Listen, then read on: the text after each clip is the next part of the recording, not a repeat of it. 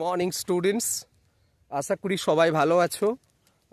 আজকে ভিডিও বার্তাতে তোমাদের একটি খুব গুরুত্বপূর্ণ জিনিস, যেটা তোমরা হয়তো জানো আবার কেউ জানো না, অজান্তে হয়তো সেই ভুল করছো।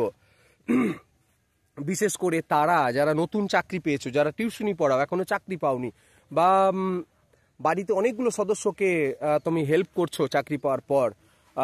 তো এইরকম স্টুডেন্ট দুইজনের সঙ্গে সাক্ষাৎ হয়েছে এবং তারা আমার সঙ্গে অভিজ্ঞতা শেয়ার করেছে, যার ফলে তাদের অভিজ্ঞতা থেকে আমি যেটুকু বুঝতে পেরেছি, এমনকি আমার নিজের ব্যক্তিগত অভিজ্ঞতা থেকেও যেটা উপলব্ধি করতে পেরেছি এতদিনের মধ্যে, তো সেটা হচ্ছে না বলতে শেখা।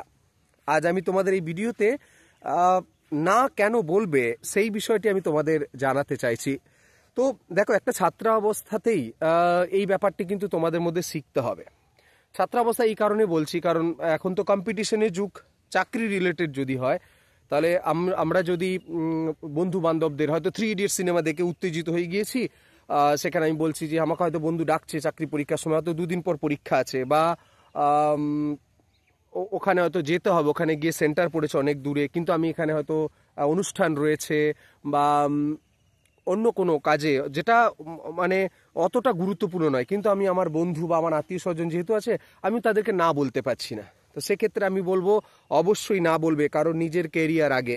এই অনুষ্ঠান বা অন্যান্য কিছু ব্যাপারগুলি সব দ্বিতীয় স্থানে থাকবে, আগে তোমার নিজের কেরিয়ার। কারণ একটা সময় পর দেখবে তোমার সঙ্গে কেউ থাকবে না।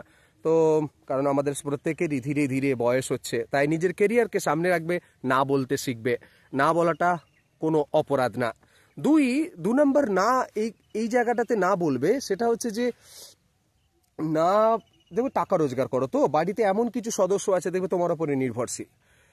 তো কিছু কিছু ক্ষেত্রে বাড়িতে এরকম দেখা গিয়েছে যে আমাকে বলেছে যে স্যার আমার বোন আছে, বা স্যার আমার দাদা আছে, তো অনেক কিছু চালাতে হয়, দাদা কিছু করে না, বা এরকম সমস্ত খরচা চালাতে হয়।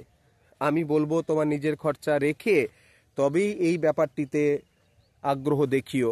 এমনটা নয় যা রোজগার করছো বা যা কিছু করছো সব কিছু ঢেলে দিয়ে দিচ্ছ, সেক্ষেত্রে তুমি নিজে সমস্যায় পড়বে, কারণ তোমার যখন প্রয়োজন পড়বে তখন তুমি কিন্তু পাবে না। আর হঠাৎ করে তখন তুমি বন্ধ করে দেবে, তখন দেখবে তোমাকে শত্রু ভাববে।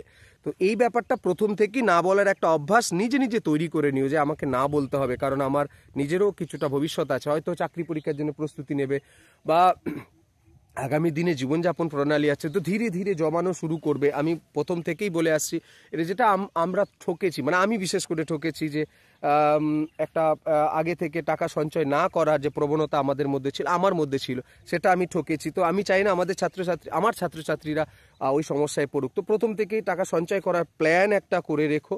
আমি তো বলি এখন তো মোবাইল সিস্টেম এসে গিয়েছে, মিউচুয়াল ফান্ডস আছে, দেখবে খুব কম সামান্য টাকা, মাসে 100 টাকা 200 টাকা করে জমাতে পারবে। যারা সাধারণ মধ্যবিত্ত পরিবার, যারা বড়লোক বাড়ির, তাদের কথা আমি বলছি না, কিন্তু তাদের ক্ষেত্রেও ইম্পর্টেন্ট। সবার তো বাবা মা চিরস্থায়ী থাকবে না, বা বাড়ি সম্পত্তি সব চিরস্থায়ী থাকবে না। তো তাকে তো নিজেকে সবকিছু দাঁড়াতে হবে, তার ভবিষ্যৎ প্রজন্মের জন্য করতে হবে। তো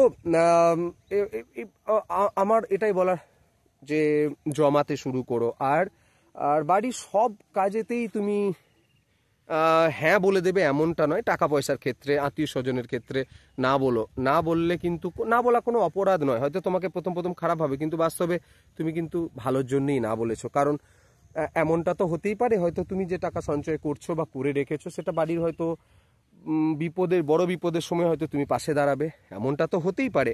তো সেক্ষেত্রে ছাত্র অবস্থা থেকেই না বলতে শেখো। হয়তো তুমি নতুন চাকরিতে জয়েন করেছো, যেটা বললাম যে টিউশনি পড়াও, তো সেখানে কিছু টাকা নিজের জন্য সঞ্চয় করার প্রবণতা রেখো। না বলাটা অবশ্যই আমাদের শিখতে হবে। বন্ধু বান্ধবদের ক্ষেত্রে এই জন্যই না বলার প্রবণতা তোমাদেরকে রাখতে হবে। চাকরির জন্য প্রস্তুতি নিচ্ছ হয়তো, বা আগামী দিনে সেন্টার কোথাও অনেক দূরে পড়েছে, তো সেক্ষেত্রে তুমি হয়তো যেতে হয়তো 2-3 দিন টাইম লাগবে, টাকা পয়সাও লাগবে। এখানে দেখা গিয়েছে যে তার 1-2 দিনের মধ্যে বিয়ে বাড়ি আছে বা অন্য কিছু আছে, তো সেক্ষেত্রে তুমি তো তাহলে যদি না বলো, তাহলে কিন্তু তোমার প্রস্তুতি বা ওটা যাওয়ার ক্ষেত্রে ভীষণ সমস্যা হতে পারে। তো সেভাবে প্রস্তুতি নিতে পারবে না মেন্টালি। মানে আমরা তো একটা ব্যাপার আছে যে এই পরীক্ষা দিতে চলেছি, বা এখানে আমাকে যেতে হবে, এখানে অফিসের কাজে যেতে হবে, তো সেখানে তোমার একটা বাধা তৈরি হতে পারে। তো এক্ষেত্রে না বলা প্রবণতা তুমি অবশ্যই রাখবে। দেখো, না বলাটা প্রথমেই যেটা বললাম, কোনো অপরাধ না। না বলাটা একটা অত্যন্ত গুরুত্বপূর্ণ শব্দ, যেটা আমাদের জীবনকে পরিবর্তন করতে পারে। কারণ নাটা শুধু তুমি তোমার জন্যই বলছো না, সামনের ব্যক্তি যাকে না বলছো তার ভালোর জন্যও বলছো। হয়তো প্রথমে খারাপ লাগতে পারে, কিন্তু দেখবে সেটা কখনোই খারাপ হয় না। তো আশা করি আমার এই কথাটি মনে রাখবে, না বলতে শেখো, কারণ না বললে তোমাকে অন্য কেউ ব্যবহার করে ফেলবে। থ্যাংক ইউ, ভালো থেকো, পরে ভিডিওতে দেখা হবে।